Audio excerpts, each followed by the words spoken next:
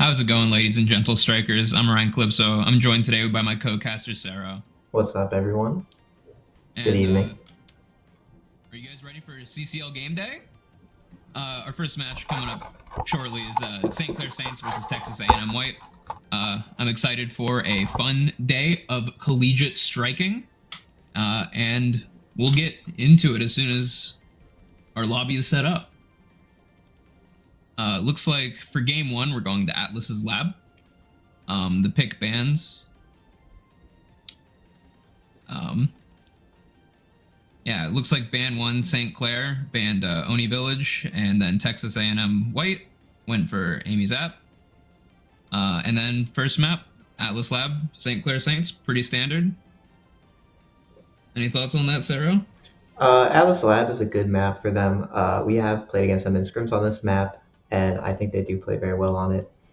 I think that's a good standard first pick. Very reliable.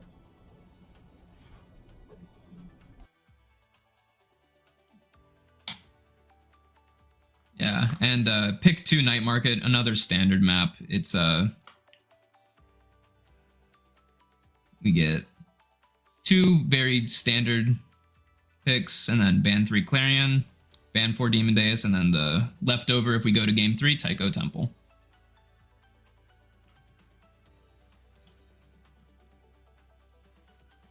I'm excited to see this match. I think Texas A&M White has very much been working hard to try and prove everyone wrong, because it seems going into this, a lot of people are very much in the camp of St. Clair. But I'm hoping to see a good competitive match today. And hopefully we get to see some good striking. I agree. Hopefully we see quite an exciting match here.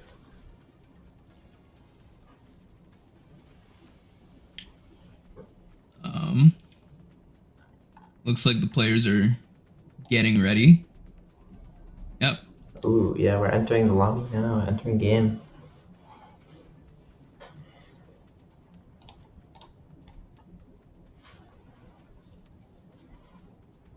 Yeah. Looking at the teams here, going by record, St. Clair is definitely looking strong going into this match, but that's definitely not to count out Texas A&M. They have shown time and time again that they aren't really one to be counted out.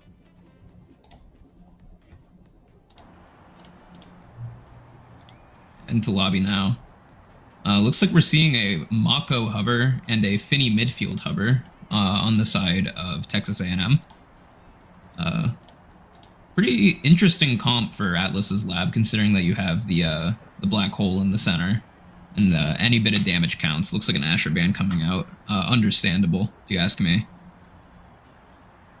Yeah, Finny not notably a prominent midfield character, but for damage comps like this, it would be a very good pick here for a damage comp. This is looking like they are ready to kill and ready to fish a lot of knockouts on the enemy team.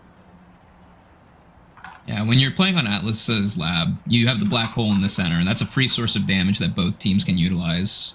And you're playing a team that wants to capitalize on damage. You're looking to pop that black hole with the enemy inside and score some free KOs with the extra damage provided. Looking like St. Clair coming out with a Cannon Frostfire thus far. See if they pick up the Estelle. But Dubu, notorious defensive goalie, can hold it down for days, and Juliet can always find those dash punches. Swap to an Atlas. Looks like they're, respecting the potential damage output coming out.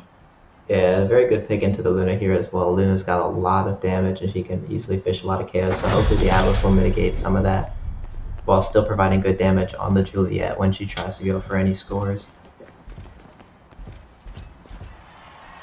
Yeah, moving into the first point here, kickoff. Spawning up top. Zentaro able to send it to the enemy half, but right into Luna's hands. Looks like our start is a We've got nice edge. Spark of Resilience. Sparks. Yeah, oh wow, dash kill onto the kill, Juliet, not expecting kill that from one. Each team. Wow, that was quick. Normally Zentaro dashes, don't fish a kill just like that off the side. Yeah, holding it down here while we wait for Amy to respawn. Looking to mount an attack of their own. the damage coming out. Fishing for another dash Oh. kill, and the Luna dash almost finds it. Another close call. Yeah, this is the kind of game where everyone wants to be living on the edge. Everyone has Knife's Edge except for a couple of Sparkers And a the white goalies. first to the goal. They got the first double barrier set, and they got the first goal right over the Dubu roll. Yeah.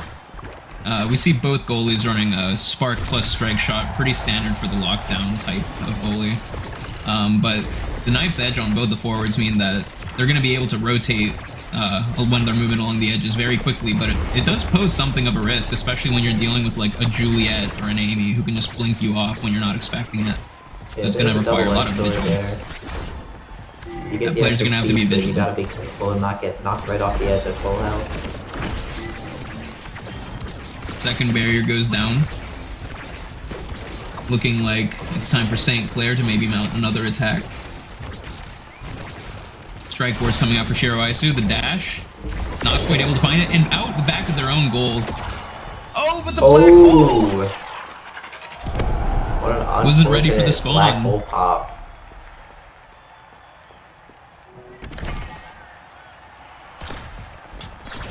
Shout out to Turs who said get ready to see some own goals in Twitch chat.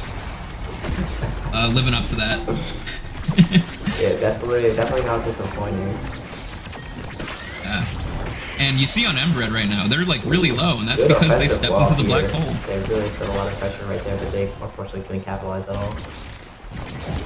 Yeah, Embered just taking a lot of damage from walking into They're that going red for hole a accidentally. crazy triple as well. Unfortunately, didn't pan out, missed the strike. Ooh, burns the flip. Oh. Yeah, Embered just skating the outskirts of the hole, finds that orb, able to live another day. Expanse goes out, that's an important cooldown on cooldown. Ooh, right through in between them. Yeah, finds the dash, saves flip for next round. It's looking very strong for St. Clair going into the fourth point here. Yeah, they're definitely at a bit of an advantage as far as energy.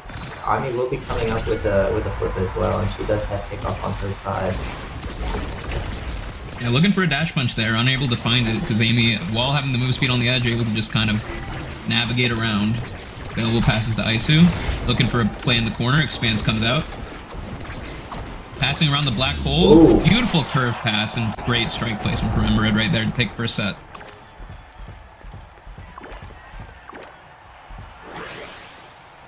Shiro Isu, top of the draft. Let's take a look at the draft here.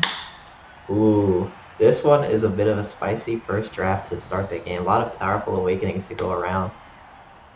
Yeah, first thing I'm seeing here is 1-2 punch. Like about half the characters in this draft want it. We also see hot shot rapid fire. Strong awakenings for cooldown reasons. Yeah, and there's the deny comes out from Luna. Yep. Fighter flight deny on the Amy. And then we're gonna see probably either rapid fire or extra special. Is rapid fire weak, chat? I mean, extra special on the Amy, gonna have a lot of turrets all coming three are out. really, really good choices, I think. The extra special, especially if you get something like Thomas Creator, super strong. The aerials as well for the dash range. I know some people are really like big on preferring that. Yeah, no. Like, Amy was spoiled for choice there, despite being 6th in the pick. Sometimes that's just how the draft goes. Yeah. You could win the set and and- lose the draft. That kind of thing is very common. Yeah. Interestingly enough, no spark comes out. Ooh, Sad Boys around the back of the barrier. Staying alive just a little bit longer. Strike shot pass up to Shiro Isu. Crater Maker comes out. Turret goes down. Gonna be seeing a lot of those. Suicide onto the hole there.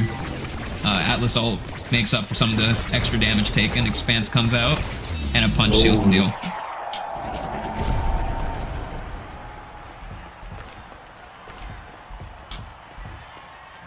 Popping the St. Clair emote. Showing some school pride. Ooh, bounce right off the center, able to find the first barrier early on into the point. And a strike shot dash combo into the wall.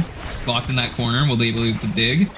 Able to get it out, but a wonderful flop stops it just before the barrier. Turret comes out, looking to attack that bottom corner. Ooh. Then targeting strike looking force. a bit close to the edge there. I'll be careful. And there's a dash punch out Oh, the and back. right there off the back ball. Despite being down a team member, Texas A&M does have a flip advantage, and I caster cursed it before it even happened. Both those flips gone. Barrier goes down. Hers up just in time. Maybe help his team. Not quite in. Strike shot, sword angle. What a save. Able to get through the Dubu wall. Take a lock in the bottom. Wow, wow, incredible flip pass from Available. Yeah, Zentaro ult. Effort to keep the momentum. That was really nice. That was a clean shot. Zentaro not quite able to stop that. See how St. Clair uses this momentum. Oh, unfortunate, dude. Black Hole pulls it out of the Juliet ultimate. Doing a lot of damage. Juliet at half health, walking around the map. At risk of dying here, she's full staggered. Oh, but unfortunate Zentaro Primer slots it right to Juliet, and she can put it in the bottom open net.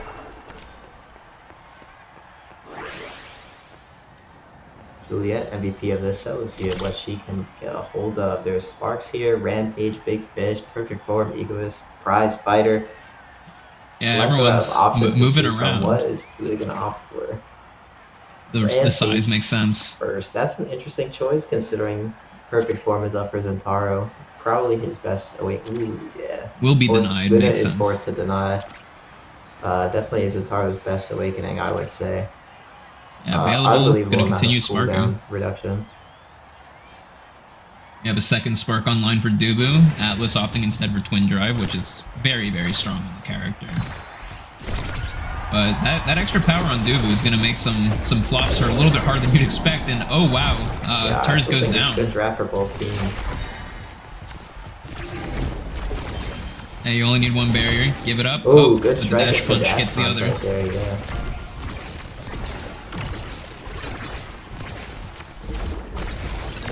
Flying along these corners. Off the center, Shiro Aizu looking low after taking the brunt of that black hole. Punch almost gets it in. Julia has the flip here, they gotta watch out.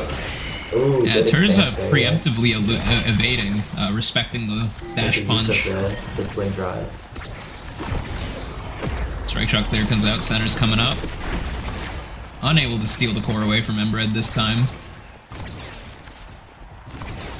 That looks like A&M's playing it slow, trying to wait out the Dubu wall. Oh, going for the center pop kill. Yep, tries to pop it on the Luna. Unfortunately, Luna makes it out in time, and Zentaro just does a bunch of self-damage. Ooh, good close with the dash into the strike. Fast shot. Yeah, we're in overtime, so quarter's gonna be going a little fast. Yeah, your A&M expands down. Ooh, I was gonna say there's a good chance. Dubu and Atlas don't have high move speed. This overtime is a good chance to send a nice shot across the net and make sure they can't get to it in time. Yeah, I mean, when you're playing a defensive goalie, you're kind of relying on your cooldowns and your strike shot in order to get a save. But when your expanse goes down like that and you're not in position, it's really, really difficult. Double barrier comes out from the Dubu wall. And that might be that extra power given to him by the second spark dash pickup. punch gets that over. That is flip for each team. A bit crazy. Moving into the last point. There. Potential game point here for St. Clair. Strike shot takes kickoff. Attempted to get it out with the strike shot of their own, but Magical unable to find the clear. Turret comes out. Available finds the out. It's trapped in the expanse. Luna has flip. Expanse, Twin Drive expanse blocks out that attempt. Flip one comes out. Save with strike shot. Flip of their own. Zentaro stepped too far down. He walked away. And that will be game one for St. Clair. Yeah, Julie ult just catching that.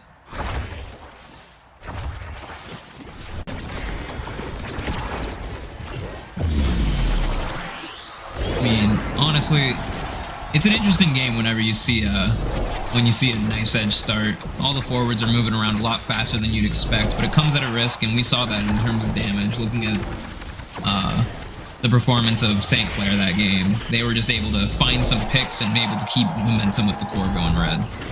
Extra power pickups here and there, like a little bit of extra size making it hard to clear. Just little bits and pieces in their build just makes it very, very difficult for Texas A&M to deal with the pressure. And taking a look at stats here, we do see 3 KOs coming out from St. Clair compared to the 2 coming out from Texas A&M. And that difference, while not immense, the difference was very much felt in the points where it mattered. Yeah, lots of damage coming out here from the Zentaro. For 11 minutes, getting 10k damage is quite good. Yeah, moving into game 2 here on, I believe it was Night Market. Yeah. I'm excited to see how Texas A&M decides to adapt. I mean, Atlas has free damage, but Night Market has you a lot closer to that edge for most of the game. Yeah, they banned the Asher last game as well. Are they going to ban it this game as well, or are they going to opt into banning the Juliet? Because Juliet's very threatening on Night Market as well with these dash punch kills off the edge. Yeah, this is probably the map that Juliet is eating the best on right now.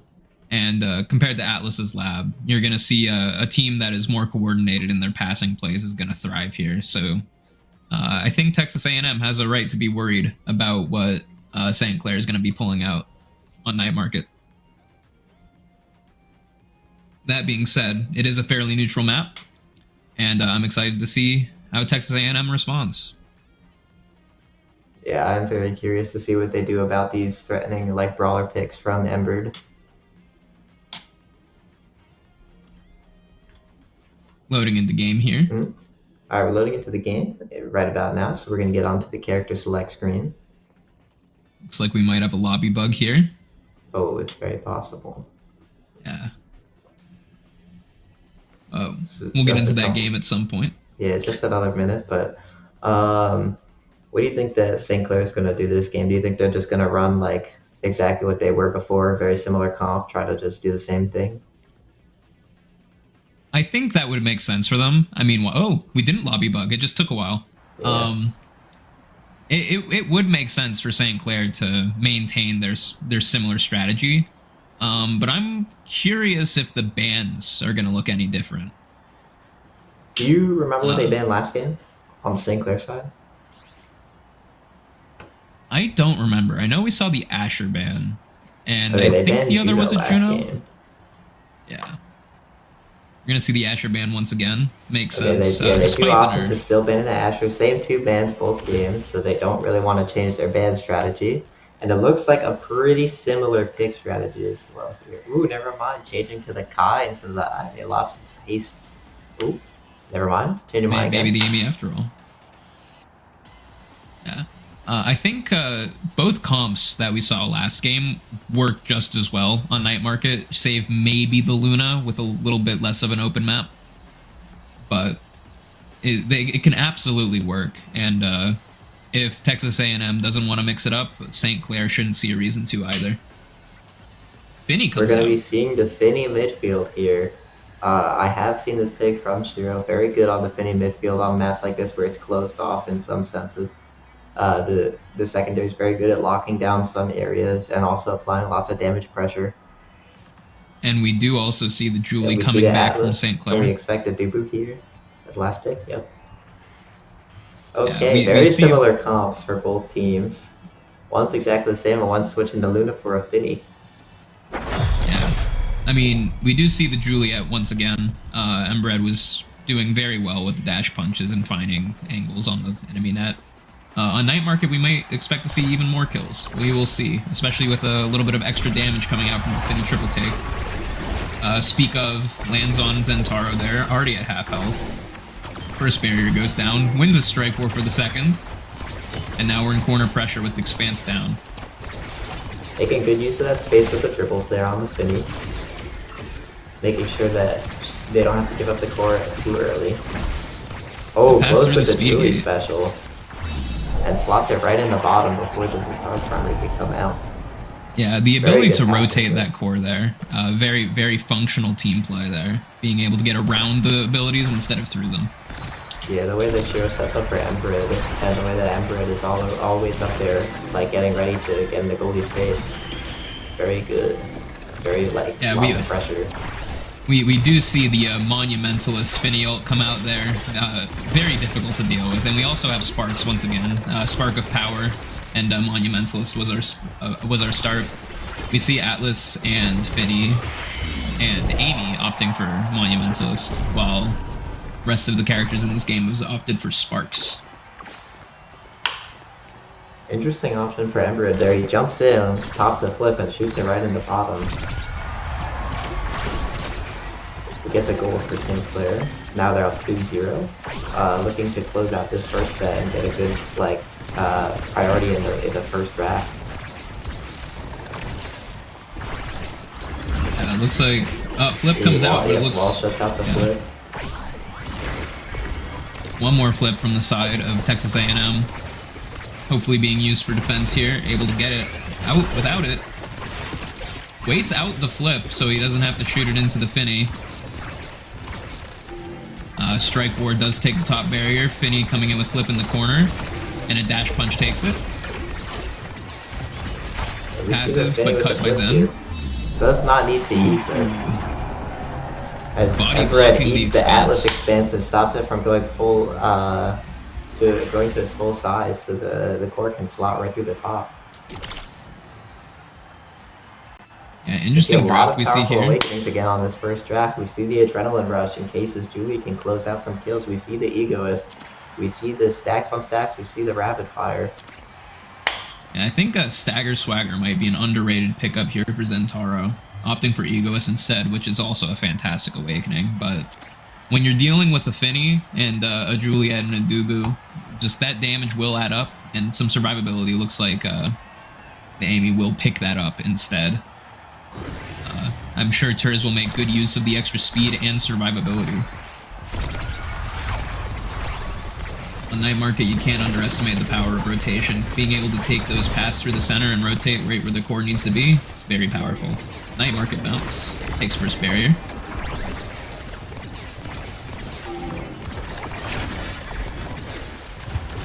Strike shot comes out from available, keeping it up. Embred almost dead. No dash punch just yet. Looking for it, gonna be looking for it soon. It should be coming back up. Shiro Isu blocking off a lot of space.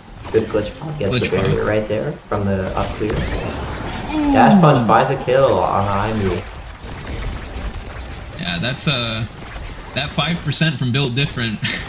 it does actually matter.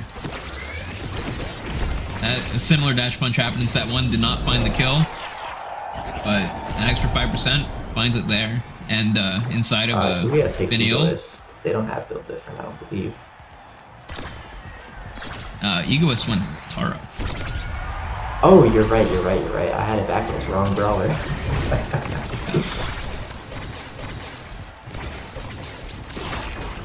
Yeah, you speaking of the 5% makes a big difference, but it really matters more than you think. Speaking of Egoist, Zentaro having flip here, looking for a play, getting that passive speed right now. Wonderful strike from Magical there. Able to hold it down. Night Market bounces. Yep, keeping it on. We all know where this core is going. Beautiful strike shot that's available. Keeps it on the enemy side. Oh, card almost finds Wilbaka. Embred finding an orb. Not dead just yet. Finny forwards card finds it. Expanse clears it out. Turret's in the way.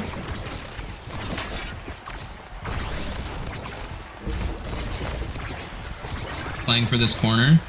Unable to enter the Finny ult. It is timeless. It will last a long time. A little bit of ping pong action there, hitting it back and forth. Juliet trying to bait to look for a kill. Oh, what an angle. Night Market.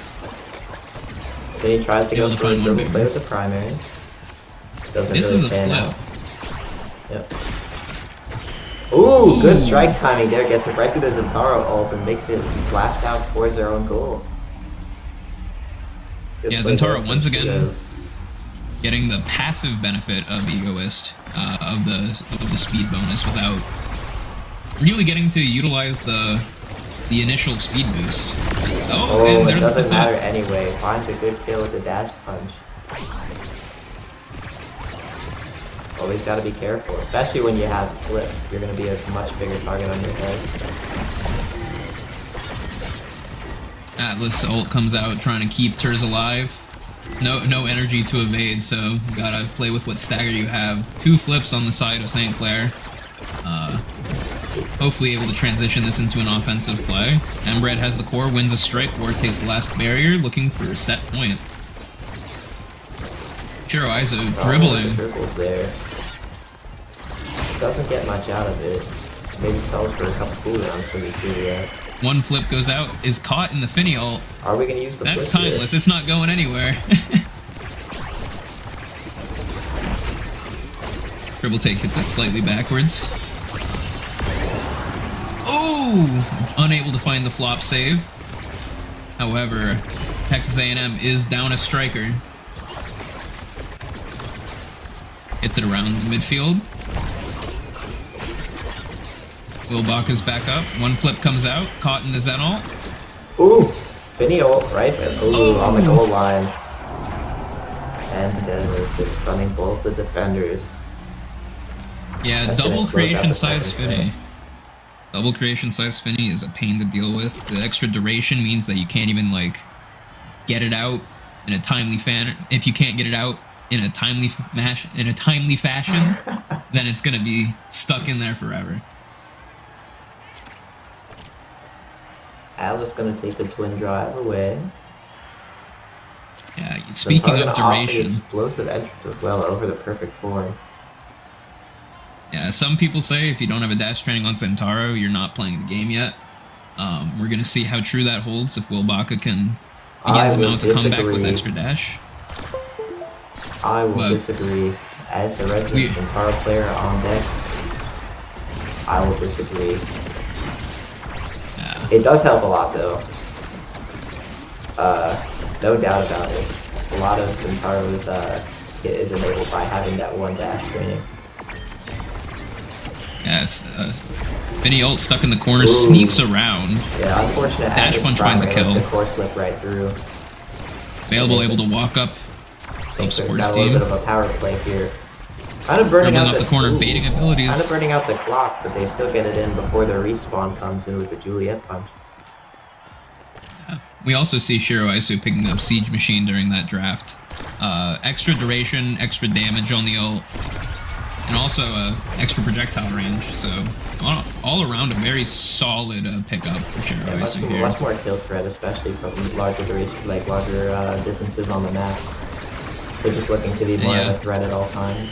There's the perma ult down on the lock. Wow, good strike one to the dash punch. Wow, that was a really nice play there by the Juliet. Oh my goodness. No flip needed. Yeah. Looking into match point here with a flip up for St. Clair. Loses the initial strike war kickoff. Zenol sends it backwards, looking for some damage on Shiroizu. Flip comes out. Able to keep it in the midfield. Available passes Shiroizu. Bounces off the Night Market Center.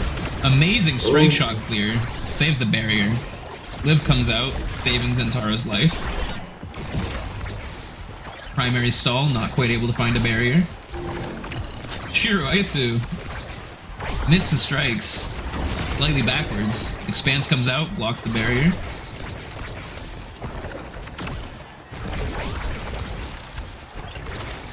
Bit of an offense building for A&M. Ooh, the power dash gets him out of there, but unfortunately he can't keep it on their side if he leaves. Ooh, very good Zentaro special into the passive dash right there. Secures the last barrier. They got an open net. Almost goes in and slows down by the obvious secondary. It's not just over as yet. It's not over yet for Texas A&M White. Looking to make a comeback. We're seeing stacks on stacks Atlas with the 10% of momentum boots, able to kind of just cover more of the look lock. Look at that Atlas move. He's so fast. In addition, having a second expanse is really helping out here because when they do get it on their side, it's cleared more often than it would have been otherwise. 2 flips coming out. Last barrier situation. 1 flip out. Julia has nothing. And she's low out. She might not be able to dodge. And so if Will's looking out here on the Tatar, he might be able to get out a kill. Oh, right here, he can use the flip. There And it is. Flip there kill. it is. Yep. There's a power play for Texas A&M. Yeah, those finials are absolutely disgusting how long they stay in play. Yeah, that's that. Do they have timeless? They have Timeless, Monumentalist, and Siege Machine. Yep. So they're built.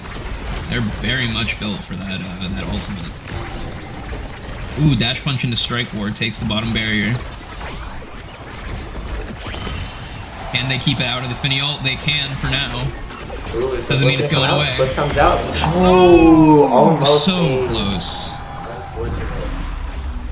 That's gonna be game 2 going to St. Clair, and they're gonna close out the series. Yeah. Fantastic gameplay coming out on the side of St. Clair. It clearly shows that they're used to these comps where they have the Juliet looking for the knockback kills and the Finny, or the Luna putting out damage. Just a team that's ready to brawl. And we see that with 6 KOs coming out of Embred versus Will Baca only having 1. Yeah, lots of good team play coming out from St. Clair. You saw like a lot of stalling from Shiro to keep a lot of space available for Embred to look for these kills and to look for these like scores on the Atlas, getting right through the team. So he plays a lot with his teammates. You could tell that they have like a lot of synergy. Yeah, we also see Bailable walking up and able to help with pressure. Yeah, overall, we saw an incredible game happen there. Embred on top of their game, finding these dash punches, winning these strike wars, good angles, hitting the pockets. Yeah, standout overall performance those 2 games.